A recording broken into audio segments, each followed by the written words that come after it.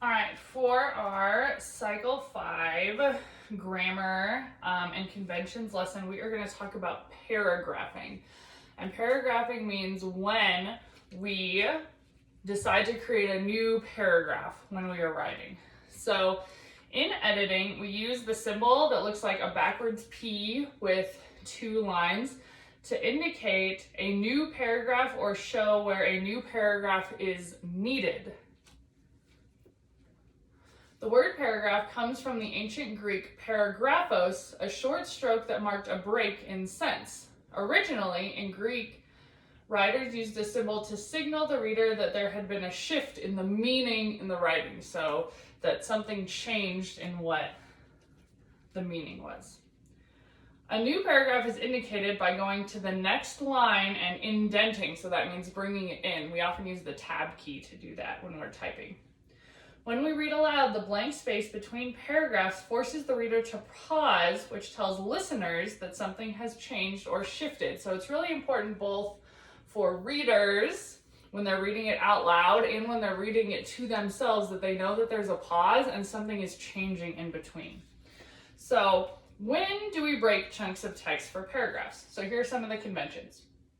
Paragraphs can indicate any of the following: a new character enters, in dialogue when the speaker changes, the setting changes, the writer wants to introduce or emphasize a new idea, the writer wants to separate and emphasize different sections, the writer wants to create a dramatic effect by isolating a sentence or a small group of sentences.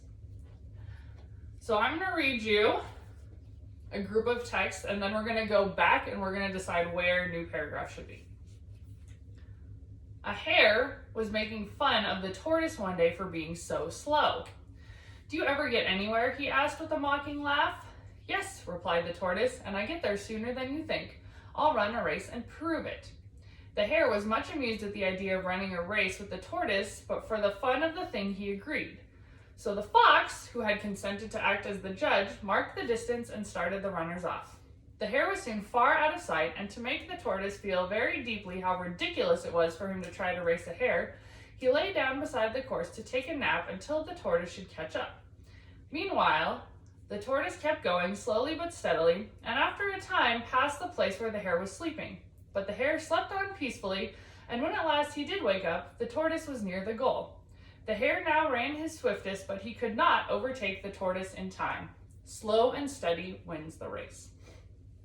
So if we go back over, we can see that there are some places based on our conventions when we would want to do new paragraphs. So our first paragraph would read, "A hare was making fun of the tortoise one day for being so slow. Do you ever get anywhere?" he asked with a mocking laugh. And then when the next part is "Yes," replied the tortoise, we would do a new paragraph there because that is a new speaker. "And I will get there sooner than you think. I'll run a race and prove it." The hare was much amused. So this would also be a new paragraph because now we're talking about the hare and it's coming from his point of view. So that's different. The hare was much amused at the idea of running the race for the tortoise, but for the fun of the thing, he agreed. So the fox, who had consented to act as a judge, marked the distance and started the runners off. The hare was soon far out of sight. So then after the race has started, this is a new thought. So we're going to make that a new paragraph. The hare was soon out of sight, and to make the tortoise feel very deeply how ridiculous it was for him to try to race a hare, he lay down beside the course to take a nap until the tortoise should catch up. The tortoise, meanwhile, kept going slowly but steadily, and after a time passed the place where the hare was sleeping.